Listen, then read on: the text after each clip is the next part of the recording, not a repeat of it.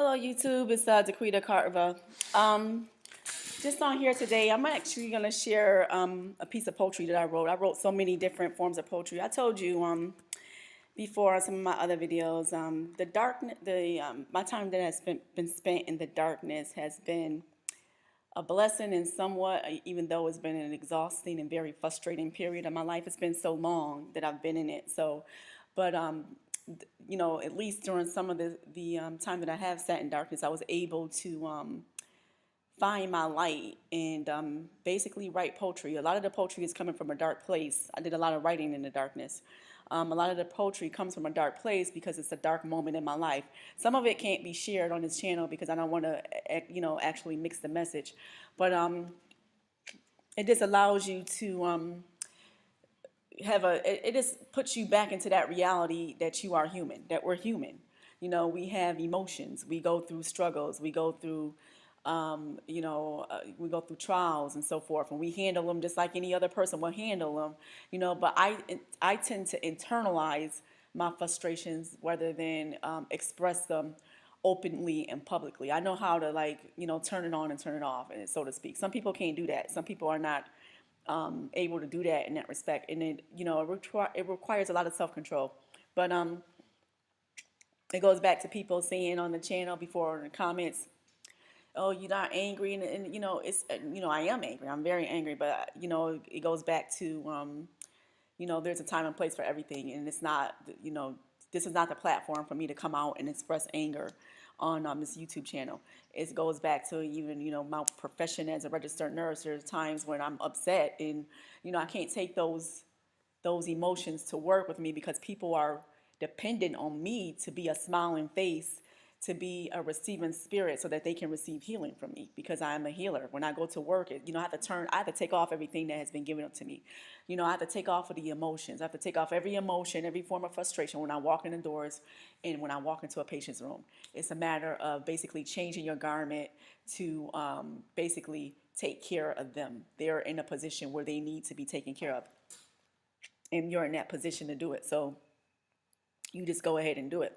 So, I mean, it's just human nature where you just go in and basically repair whatever it is that they're needing at that time or at that moment. So, it's up to you to be able to know how to turn on and turn off. There's a time for everything. And just because, you hear people wearing a mask, but I mean, you have to wear a mask because, I mean, you can't go out angry. I mean, you can't express it. There's just certain things that you're not able to do.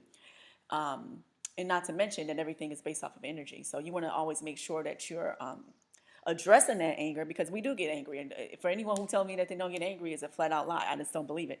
You do get angry, but there's a way to address that anger. I don't see how anybody that's getting targeted can't get angry. I don't see.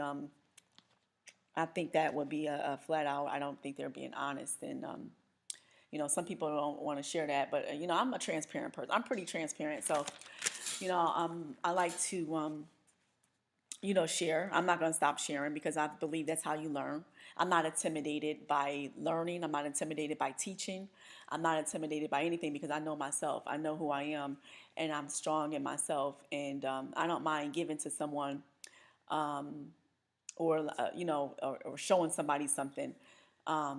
Because why? Because that's just it's in me. That's my nature. That's what I'm to. That's this part of my being. I'm a giver. You see that in my profession. I'm a registered nurse, so I was a giver in that profession, and I gave a lot, and and that's fine. But I'm also a receiver. So please, you also want to be able to receive some of what you've given out because you've given so much. And it's like a scripture in the Bible. I don't have it in front of me, but there's a scripture in the Bible that says, "This one who didn't have the woman with two mites or whatever, but she had poured out all she poured out her soul. She literally poured out everything. While the rich, they were pouring out, but not like her. Like she poured everything out, all that she had, she poured out. And I forgot how that. Dang, I wish I had it in front of me now, but it's literally like she just poured out because she did. I mean, she gave her all. She gave it, everything she had. Why? Because people need it, and she's not intimidated by herself. She knows that there can never be another her, and there can never be another me, just like there can never be another you.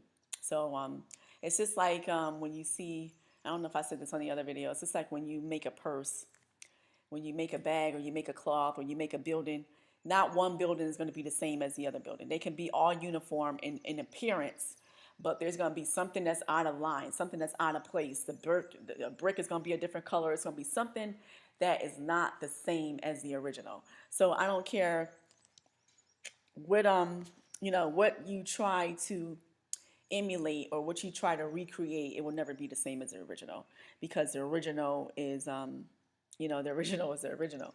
And that's for everybody. There's an original you, there's only one you. But I want to share this piece of poetry. This poetry is something that, and it's amazing because I kept journals. I shared this with you before. It's good that you all keep journals. I encourage everyone. Encourage, especially you who are being targeted. You to keep. Some of you do because you do videos. Your videos can count as your journals as well. The videos, the audio journals that you do can count as your journals as well. But you want to really be able to refer back to something, refer back to a place that you were. And even though when I was writing this poetry, and I have like over 100 pieces of poetry that are just totally phenomenal. But when I look over it, it's prophetic in a sense. It's like you're saying things in here like, wow, this is true. You like when you're writing, you're not really you're just writing, right? The pen is just talking. The pen is just speaking. The pen is transcribing, and you're not really taking it in because you're just writing. You're writing out of like in that moment of anger or in that moment of love or whatever whatever emotion that you're going through is driving the movement of the pen. And you get to writing, and then when you go back and look at it, you're like, wow, I said, and you're looking at it differently. You're looking at it like, wow, this is some good work, and that's how you're looking at it. So it's just a matter of how you take things, and for all of you who know, I spoke about a lot of things about like our reality and so forth, and in terms of being targeted because it's so hostile and it's so aggressive, where you kind of feel like you're like caged in, and you kind of feel like there's no relief. But everything is within you. You have to find your own relief. You have to find your own release. You have to find your own peace of mind. You have to find your own source of escape, so to speak. And that escape may be as imagery. It may be of exercise and whatever it is that eases the pain or eases the reality, because we know that this isn't real. We know that this isn't our life. This isn't our true life. We've been boxed into something. So we already know that this isn't real, and we have to take our mind out of this and see beyond what has been placed in front of us. And sometimes it's hard, but with practice you can do it. And it's all about the transforming of your mind. Okay, so it's all about getting yourself to talk. And sometimes I don't have anybody to encourage me. I have no one to encourage me. I used to receive a lot of letters, and I still encourage you all to send me letters because that's where I would receive my encouragement, from other folks that are like me. And this is why I always make that comment where I speak to say, I can't wait to see those who have experienced this, the same level of persecution that I've experienced, because for some reason people seem to think, or they seem to mock me in a sense. But anyway, but it's just one of those things where you want to be around like-minded people. You want to be around people that are looking to escape this system, as opposed to sitting in it and cry and sit in it, cry, and put their burdens on you, like as if you're supposed to remove it, when they have to transform their mind. The transforming of your mind starts with you. You have to make up your mind and say, I don't want this anymore. It starts with you. It begins with you. You have to say to yourself, look, I don't want this for my life. I want something different. I'm going to work on moving into a way of making this different. You do it day by day. Sometimes, you're able to do it. Sometimes you have the strength to do it. Sometimes you don't. But if you don't, you just get back up the next day and continue to move towards that transition, because what you're trying to do is trying to pull off those layers that have been fed to you, that you're not going to get out, that you can't make it, that you can't do it. And it's like one of my mottos. I say, you know, why do people ask you why you keep, doing this? Because they said I can't. When you say I can't, when you say I can't do it, then I'm gonna say yes I can. When you tell me I can't, that's my reason. Why you keep fighting? Because they said I can't do it, and I want to be there. I have to prove you wrong. You wrong on this.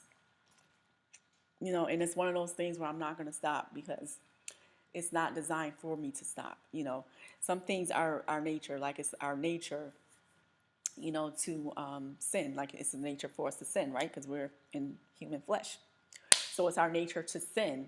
So it's our nature, as far as I'm concerned, my nature is to keep pursuing the vision, to keep pursuing my dream, to keep pursuing my life source. Okay, so whenever your life source is attacked, you go into, you automatically go into a mode of undefeated. Like my mentality is I'm undefeated. Okay, so you automatically go into that place where, look, I know you said this is how it is, this is what it's gonna be, this is what you're creating for me, but I'm saying this is not me. This is not my life. I can tell it it's not my life. And my body is going against this illusion. My body is resisting this illusion because my body knows who I am. My body knows who I am. So my body is going against it. My mind may say I'm tired and everything, but the body is like, no, we can't stay here. We're not living like this. This is not our life. So, the body is stronger than the mind. It's like the whole body is pushing against this, and they're like, no, this is not the plan. This is not the will. We won't stay here. We won't stay there. We're going to come against this system because this system is anti-Christ. This system does not welcome, and we have to push and rebel against this system because it's not designed for us to fit into this. We're not supposed to be caged in like animals. We're not supposed to be caged in like animals. So what happens is the body goes against that being caged in, that suffocation like feeling, and it fights against it.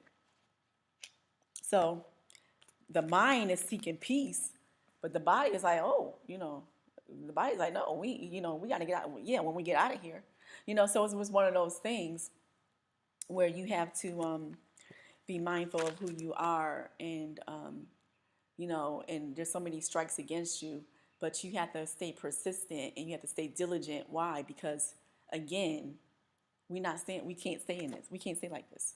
We can't stay like this. Why can't we stay like this? Because this is not who we are. This is not who we are. That's why the whole movement came when the people were in slavery. That's what they would have stayed the way they were, if they would have been consistent, or if they would have been complacent with where they were, we wouldn't have gotten to where we are right now. We would not be where we are right now. But somebody said, listen, we're not intended to be here. We're not intended to go through this.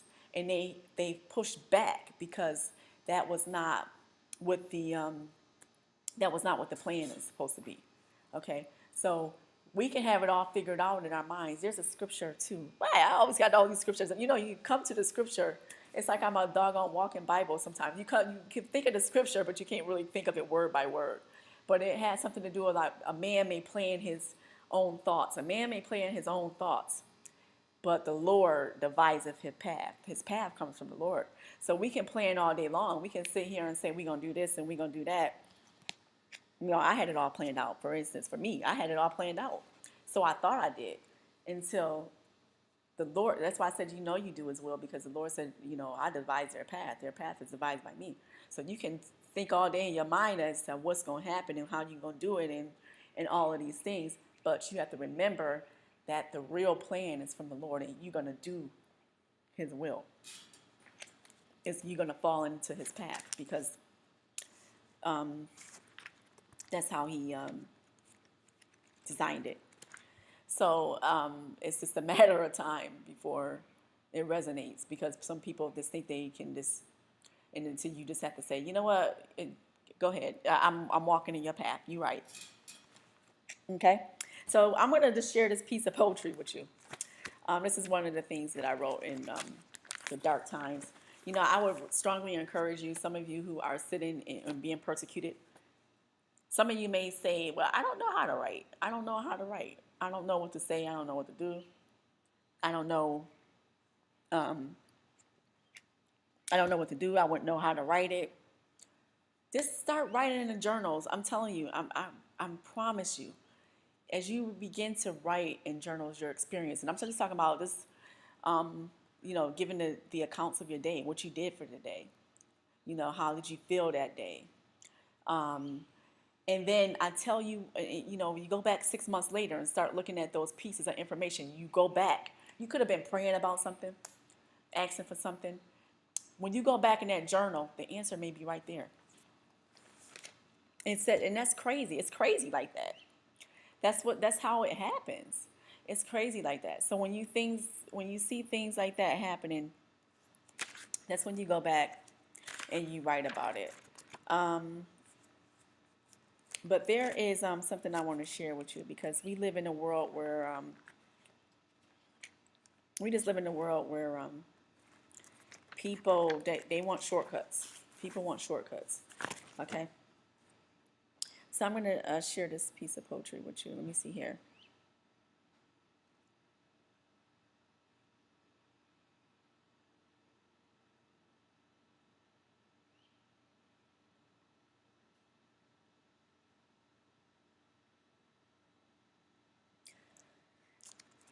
Okay.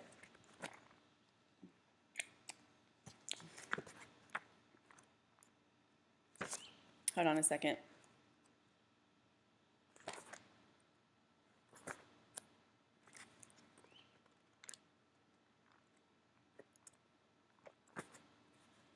Some of this is really deep. I look at this and say, "What in the world am I talking about?" I'm like, some of this, you look at this and you say, "Wow."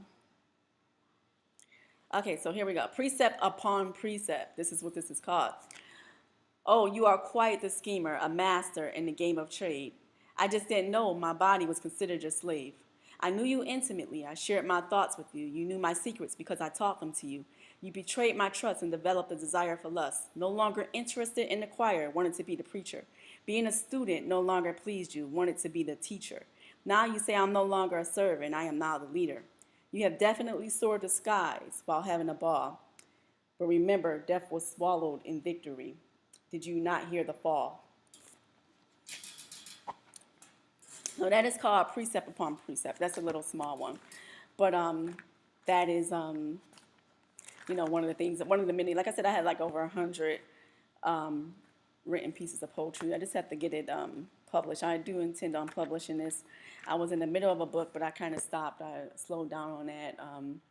But I'm telling you, when you start writing, and you may not know what to say, but if you just pray about it before you write, and then as you're writing, things will just start coming. It's almost like, I don't know if you ever heard of like ghostwriter, but it's almost like something takes over and writes for you. It's like it literally takes over and takes over the pen or takes over, and next thing you know, you're writing a book or you're writing something that all of these memories and these experiences are coming back, and you're basically writing it out your life. So I think that's pretty awesome. So I just encourage you all to do that, and some of you are probably already doing that.